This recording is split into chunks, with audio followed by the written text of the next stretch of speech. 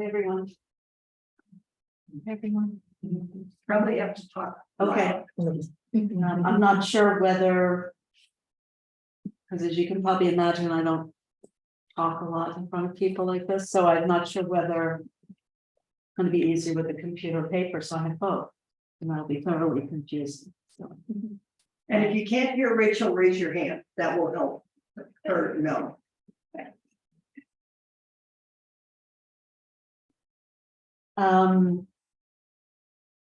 So a lot of this is really, it's just I had a lot of associations and a lot of memories and a lot of things come up. And just thinking about, I love this book. I've read it a number of times. I feel like it's one of my favorite Buddhist books, and probably it's because I was a cook for a long time. And so it really speaks to me, and in my limited understanding of Dogen, but sort of seeing it in this book, it's like, because it's so practical, it really is instructions for the Tenzo, and yet it's very symbolic. So like when I'm reading about, make sure that there's no sand or rocks in the rice, and make sure there's no rice in the sand, I'm thinking like, well, that's really true. That needs to happen. But like, really, what is he saying? Like, what is the rice and what is the sand? So, and I only have questions. I don't have any answers.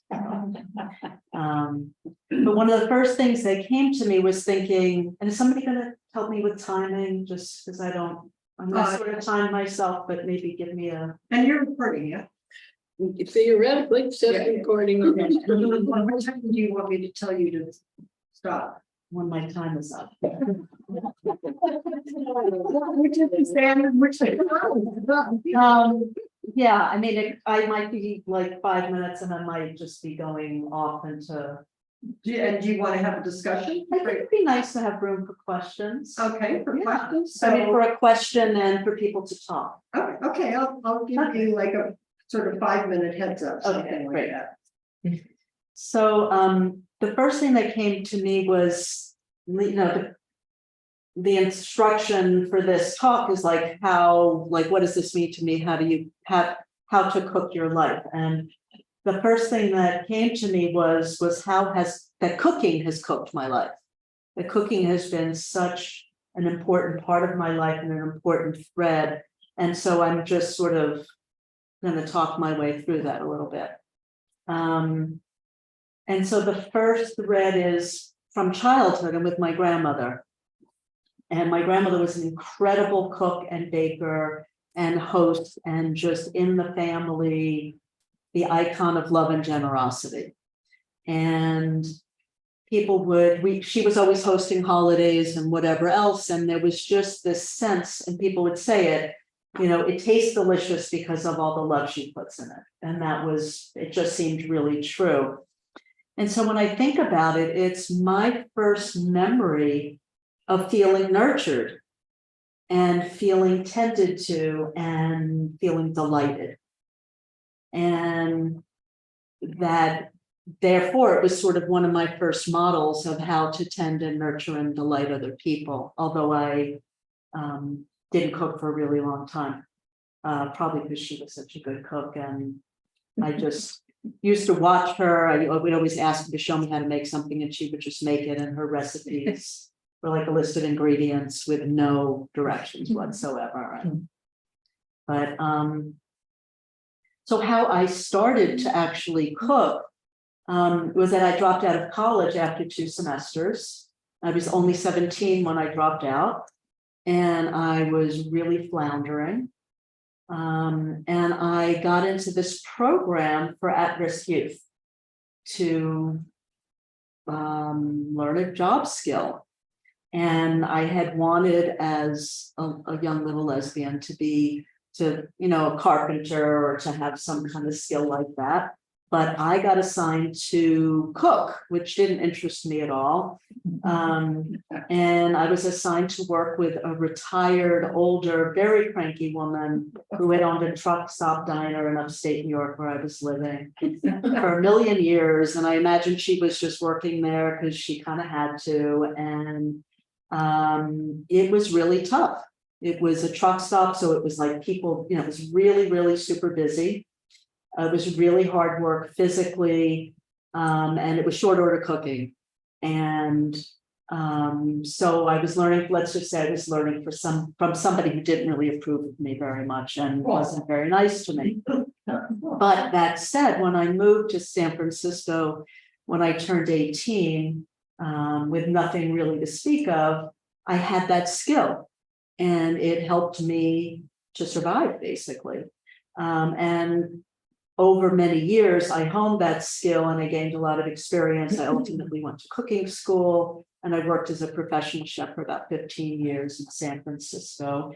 And I would just say, like, when I think about it, I would say cooking saved my life and it shaped my life. And what I mean by that is like the first time that I actually had a sense of identity. I was sort of not very well formed at the time.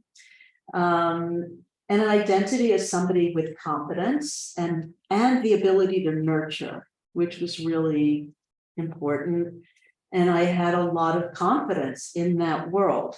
And so it's a really new experience, a new feeling, but something that I was able to hearken back to and build on over time. And in a big way, it's how I came to believe that certain things were possible. And I sometimes think that this is based on a very naive view of Buddhism that is shifting over time. But I often think about, that I always thought about Buddhism as this, like, giving up the self, this idea of the self.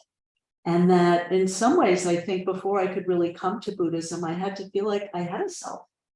And I had a sense of self that I could then shift a relationship to, let's just say. So, and cooking really did that for me. And because this was the restaurant world in San Francisco from the late 70s through the early 90s, when so many people in our community got ill and died of AIDS, it then shaped the next few decades of my work when I came up to this county and worked in gardens and in a food bank for people with HIV and AIDS. And I'll just say briefly about that at the, because this was a different experience that I had living in San Francisco and cooking for well-off people who could afford, high-end food. And part of why I left was that I felt like it just didn't have meaning for me anymore. That at the food bank, at Food for Thought, the groceries and the meals and the garden were, of course, designed to provide healthy food and calories, and also meant to provide a sense of comfort and belonging and to reduce the stigma that people would come in with of having HIV and of needing assistance. It was also really, in my mind, to create a sense of beauty there and nurturance and delight. And so that it was not what people expected when they got the news that they needed to go to a food bank. And that was the point. And significantly, it was through my work there that I met Chris. So going back to the restaurant that I worked in, I worked in a restaurant called Zola's for a bit over 9 years. And when I think about it, the experience there was of mindfulness, like before I knew what the word was and it became to me sort of everything and nothing. But like, in my earlier training, and Ellen spoke to this a little bit about what a nightmare professional kitchens can be, especially for women at that time. It was unlike most professional kitchens. It was quiet and it was clean and it was organized and it was kind. And everything mattered. And the understanding, which seemed at the time very out there to people, but was that the attitude and the energy that we held when we were preparing the food was going to go into the food, and that food was going into people's bodies. And it was like this real kind of transfer of energy. And it was really important that we had a particular stance about that. And so, I don't know, last week Ellen was talking about mise en place and like having all your preparations and everything so that you can get in the flow when you're cooking. And so there's just that extra piece that it wasn't just to be organized and so everything went smoothly, which it's sort of miraculous how that things go smoothly in a kitchen because they can get really chaotic. But it was so that we could stay in that stance. So we weren't harried and we weren't freaked out. We were just able to be in that mode. And so we were like that around there was a way, and this reminds me about like a bit of experience at Tasa Heart. Everything mattered, and there was a specific way to do everything. The way we prepared things, the way that they were served, the way that they were cleaned, the way that they were stored. And if I'm doing okay for time, I was telling Myra about this last night, and it's funny to me. So there was somebody who's now a very well-known chef with many restaurants who was very young at the time that I was working at Zola's, and he came to work for us in the pantry, very inexperienced. It's like his first job. And he needed some help getting organized and all of that. And we had, again, ways to do everything. I was very, very particular, perhaps neurotic way of folding my kitchen towel. And it made a lot of sense because, people would like wipe something with the front of the towel, and the back of the towel would be dragging through something else. And so I had this very specific way of like folding my towel in thirds a particular way and in fourths the other way. And it was just the perfect shape for picking up something hot and all of that. And then I was really insistent, like, if you're going to work in this kitchen, this is how we fold our kitchen towel. And at some point, Catherine, who is the chef, we were co-chefs, who, interestingly enough, she didn't have a Zen practice now, but she's really into tea ceremony now, really studies it quite seriously. But she set the tone for all this. She told me that she had read this interview with him, like once he had become super famous and, being asked about like his influences and all of that. And he said, well, at Zola's, I learned how to fold my kitchen towel. And, I think like there's a way that I could have really taken that as a slight. He might have meant it that way, but I actually found I was a lot of pride in that. And I like to think that it's part of why what helps me become so successful.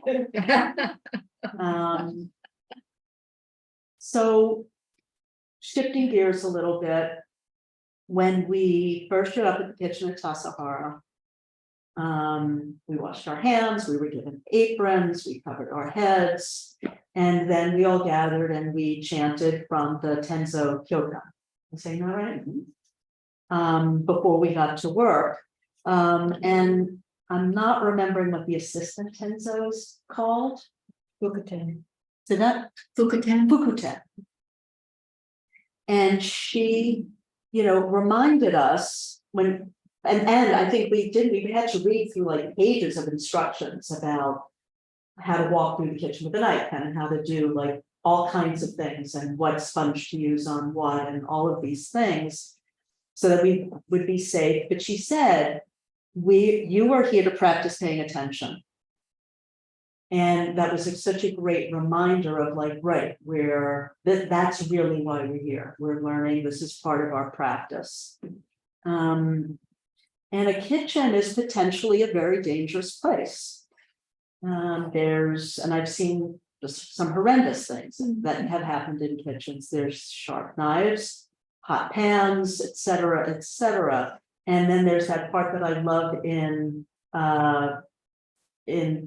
the Tenzo Kyokan where Dogan is saying something like, and make sure to check the pot to make sure a mouse didn't fall in it. And I'm not sure like all the things that he means by that. But it just reminds me that like the food safety and sanitation is really a big deal. And when you're in a professional kitchen or you're in some place like Tassajara, it takes a lot of care and attention to not make people ill. And I mean, it's important in a restaurant and it's certainly important in a monastery. And so it's sort of, I really took it as like at Tassajara, it's a real way to take care of each other. And so to be able to do that without hurting ourselves or hurting anyone else around us is super important. There was something that I wanted to read from here about providing nourishment with the purpose of enhancing people's ability to practice. It's at the very beginning, and I'm not going to try to say it in Chinese or Japanese, but it's in English, it's regulations for Zen monasteries. And so it says, put your awakened mind to work, making a constant effort to serve meals full of variety that are appropriate to the needs and the occasion, and that will enable everyone to practice with their bodies and minds with the least hindrance. And that to me just feels like a super important instruction.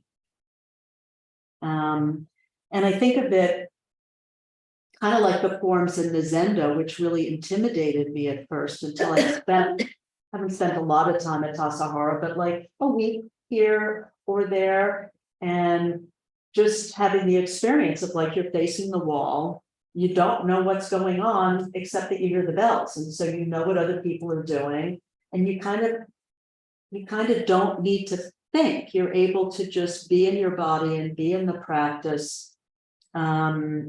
You know what's happening around you and what's expected of you. So you know how to move without having to think. And it just becomes this intuitive thing, like with the flow. And I was, watching, because when we were there this last time, there were very few students and 2 or 3 different sanghas, and none of us had much been in there. And so like just watching, like there's a way to walk in and there's a way to walk out and there's a way to zipper out. And when that works, it's just like, that's how you get everybody, a lot of people in and out of the Zendo very easily and without having to kind of come out of your attentive stance. And then of course, when it doesn't work, it's a mess. But I was thinking of that around being in the kitchen, that there are those forms too. Like there's this way that you have to fully concentrate on what you're doing. You're using a super sharp knife. And if your mind strays, it's very easy to cut yourself. And that is not a good thing.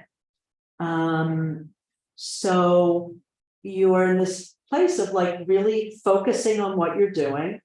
And then hearing like somebody saying oven door open, walking behind you with a knife, boiling water coming through, and or setting down a hot lid right next to you, and that somehow you're absorbing all of this without having. I mean, that's a big part of the practice, and also the way like how you yield, right? People are walking back and forth, and so it felt to me like there were the same kind of forms in the kitchen as in the Zendo that allowed for that continued kind of practice and concentration. And that also allow you to stay focused on, like, you do have to mind the time, things need to be ready, and then you can also attend to your state of mind while you're doing things. I'm up for time. Any time. Okay, I have a little bit more. Yeah. 5 minutes. Okay. Yeah. So I haven't cooked professionally in a long time. And I wasn't really enjoying cooking for quite a while, but right now, it's one of my favorite things to do, and I feel like it is part of my practice. And mostly I cook for myself and my wife. And it is, for me, I mean, one way to say it's a love language. Another way of saying it is that it's one of my ways of expressing my love and gratitude. And the feeling that I have when I'm cooking for her, for us, is it puts me in a really generous and joyful space. So I guess I'll end with, so part of what I mean by it being part of my practice is that it's one of the few times in my waking life and probably my sleeping life where I'm not in my thoughts. I feel completely alert. I feel aware of what I'm doing. I feel aware of what's happening around me. And thinking too, and this makes me think of Chris a lot, that it's a body practice. It's because it engages all of my senses without having to really pay attention to them, right? So like if I'm cutting a raw onion, there's some sense by like how strong it is of what it's going to turn into, what needs to be done with it. And that when you start to saute some chopped onions, they sound a particular way and they smell a particular way. And then at a certain point, they sound and smell different. And so there's a way that just by like sizzling and the sounds and the smells and then the smells of things coming together, that there's a sense of like, well, this is done or this is ready for the next step in a preparation. So yeah, so it's part of my practice, and the more and more that my practices become woven into my life and not a separate activity, I aspire to have that quality of attention in other aspects, like, but I can really, I feel like it's just a really important practice of mine. And so to close, I saw this quote this weekend and I just need to share it because it just really, it feels like it fits and I love it. And it's from a woman named Maria Popova. And she says, if wonder springs from the quality of attention we pay to things, and joy springs from our capacity for presence with wonder, then the quality of our attention shapes the quality of our lives. That should go in the Cool. newsletter. That's pretty cool. Sure. And I guess I just want to say that, like, doing this talk and making myself sort of more known to you has me feel in some way like I'm weaving myself deeper and deeper into the Sangha, which is really important. Thank you.